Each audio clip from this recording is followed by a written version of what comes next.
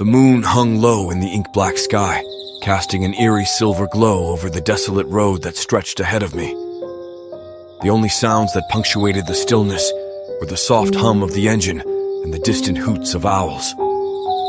The air felt heavy, pregnant with an unspoken anticipation, as if the night itself held its breath. I tightened my grip on the steering wheel, my knuckles turning white, and continued driving, my heart echoing the rhythm of the tires against the pavement. The trees that lined the road seemed to loom over me, their branches reaching out like skeletal fingers, ready to snatch me away. Shadows danced in the periphery of my vision, their forms shifting and morphing with every twist and turn. A chill crawled up my spine, and I couldn't shake the feeling that I was being watched, that unseen eyes followed my every move. As I rounded a bend, a flicker of movement caught my eye in the rearview mirror. I stole a quick glance and my heart skipped a beat. A figure, tall and shadowy, appeared to be standing on the side of the road. My foot instinctively eased off the accelerator, and the car slowed down. Panic rose within me, a chorus of doubts echoing in my mind. Should I stop? Was someone in trouble? Or was this some trick of the night, a malevolent spirit luring me into its grasp? Swallowing hard, I made a split-second decision and kept driving. My eyes remained fixed on the road ahead, but my imagination painted vivid pictures of the figure growing closer, step by step, until it was right beside me, its cold breath grazing the back of my neck. I blinked hard, trying to shake off the fear-induced hallucinations, but the image persisted, taunting me. A dense fog began to roll in, tendrils of mist snaking their way across the road. The visibility dwindled, and I found myself peering through the windshield with a sense of trepidation. Shapes materialized and vanished in the fog, phantoms born of my overactive mind.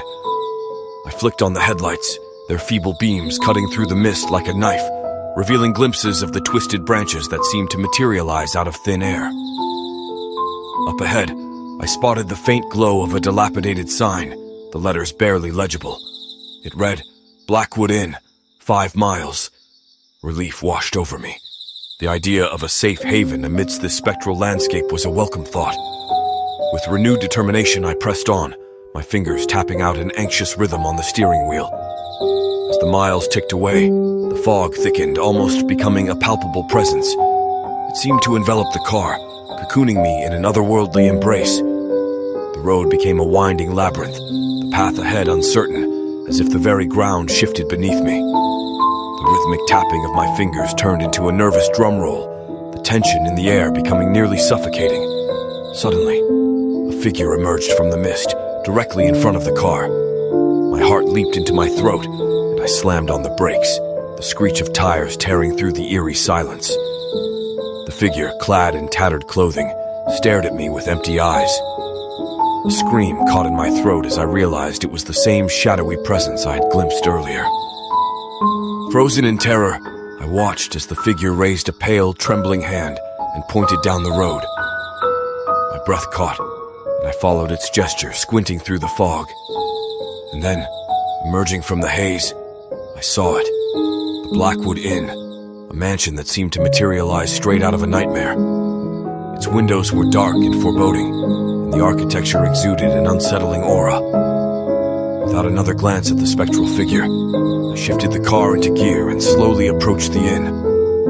The air grew colder, the fog denser, and an oppressive weight settled on my chest.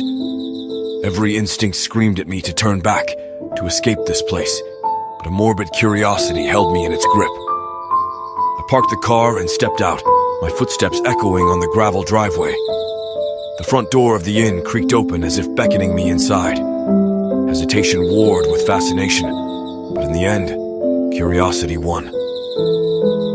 With each step I took across the threshold, the atmosphere grew heavier, laden with the whispers of forgotten secrets and lost souls. The interior was shrouded in darkness, the feeble light from my phone casting elongated shadows that seemed to dance in a macabre waltz.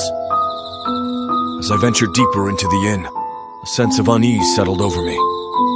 The walls seemed to close in, the air grew stagnant, and the silence was suffocating. A soft sigh echoed through the hallway, followed by faint footsteps that echoed in perfect rhythm with my heartbeat. I spun around, my gaze darting in search of the source, but the hallway appeared empty. The door at the end of the hallway stood slightly ajar, a sliver of pale light seeping through the crack.